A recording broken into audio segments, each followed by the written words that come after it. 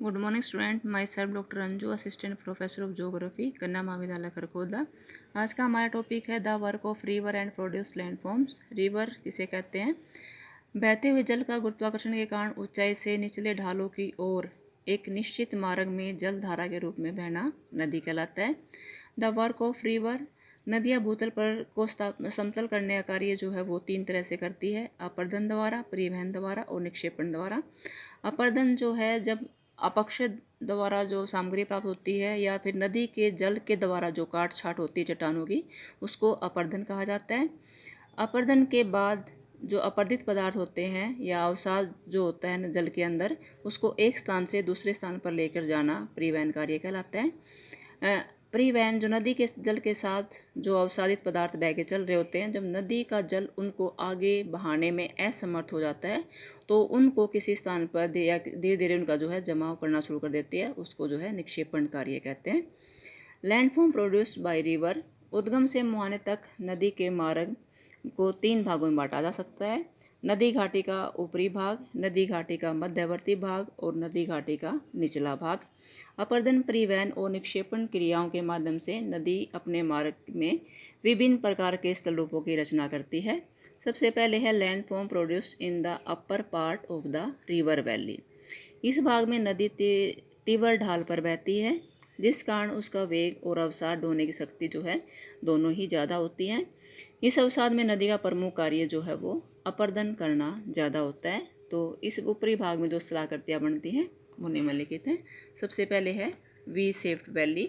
V shaped valley जो है नदी के द्वारा बनाई जाती है। इसमें उद्गम से स्थान से निकलते ही नदी अपने मार्ग के ढाल और गति के कारण अपनी तली को काट कर गहरा करने का कार्य शुरू कर देती है। इस घाटी का आकार अंग्रेजी के वी अक्षर जैसा होता है, इस कारण इसको वी शेप वैली कहते हैं। इसमें नदी जो है पार्श्विक अपर्दन कम करती है और लंबवत अपर्दन जो है वो ज़्यादा करती है, जिस कारण जो है नदी घाटी वो गहरी हो जाती है और वी आकार की हो जाती है। फिर उसके बाद है गॉर्ज।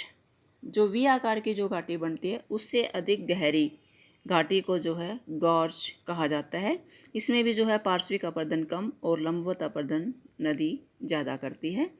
हिमालय में सिंधु, सतलुज, ब्रह्मपुत्र में जो है अनेक गॉर्ज दिखाई देते हैं। फिर उसके बाद कैनियन, गॉर्ज से और अधिक गहरा। वी आकार की घाटी जब ज़्यादा संकीर्ण होती है तो गॉर्ज बनता है, गॉर्ज से और ज़्यादा जो गहरी बन जाती है उसको कैनियन कहा जाता है। यानी कैनियन में जो है इसका कटाव इतना ज़्यादा संकीर्ण होता है कि ये अंग्रेजी के अक्षर आई जैसा हो जाता है, तो इसको जो है कैनियन कहा जाता है। फिर उसके बाद पोर्ट होल्स। पोर्ट होल्स नदी के मार्ग में पड़ने वाले ठोस चट्टानी तल पर लुढ़कते हुए शिलाखंड गड्ढे बना देते हैं। इन गड्ढों में नदी का जल जो है वो भंवर के रूप में घूमने लग जाता है और नदी तल पर बने ऐसे गर्त को जो है पोर्ट होल्स या जल गर्तिका कहा जाता है।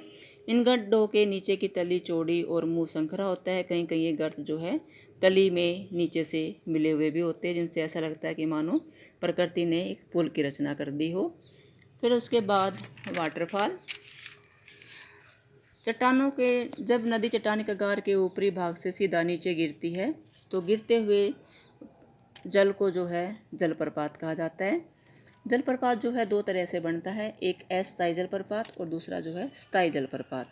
अस्थायी जलप्रपात में जब कोमल और कठोर चट्टानें दोनों एक दूसरे के क्षैतिज अवस्था में होती है तो जिस स्थान पे जल आके नीचे गिरता है तो वहाँ पे धीरे धीरे कटाव होके एक गड्ढा सा बन जाता है, जिसको आवागमन कुंड कहा जाता है, जल कुंड भी कहते हैं इसको। जब ये यहाँ पे बार बार पानी नीचे गिरता रहता है तो धीरे धीरे इस गड्ढा कटाव होता जाता है और धीरे धीरे जो है ये कुंड जो है वो पीछे की तरफ खिसकता जाता है। तो ऊपर वाली चट्टान का जो है स्पोर्ट नीचे से हट जाता है, तो कुछ समय के बाद ये आधारहीन चट्टान जो है वो टूट के नीचे गिर जाती है। इस तरीके से ये प्रपात जो है वो बार बार पीछे हटता रहता है, इस कारण इसको अस्थायी प्रपात कहा जाता है।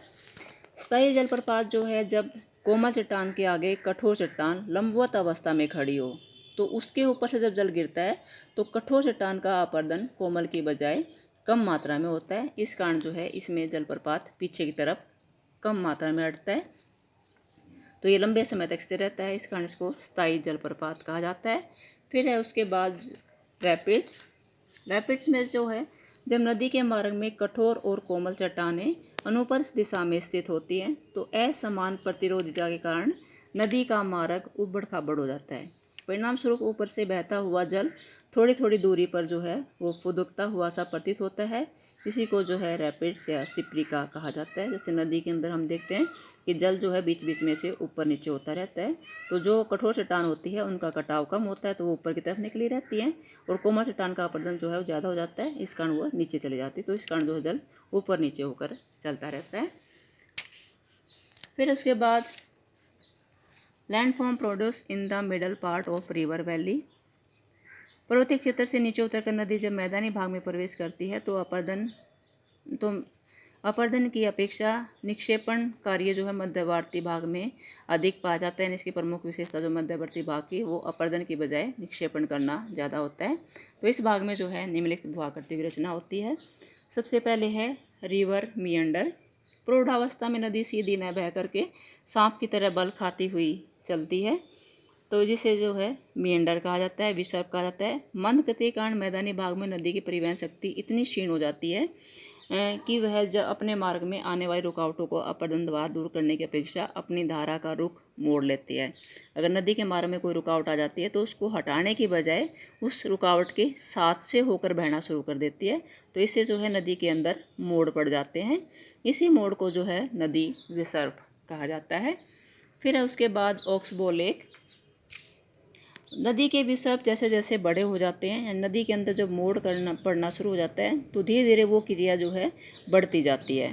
तो इसकी वजह से जब मोड़ इतना ज़्यादा हो जाता है कि ये मुड़ा हुआ भाग अपनी मुख्य रिवर से अलग हो जाता है, तो इस अलग हुए भाग को जो है गोखुर झील कहा जाता है, क्योंकि इसकी आकृति जो है वो गाय के खुर से मिलती है, इस कारण इसको गोखुर झील कहते हैं। Thank you.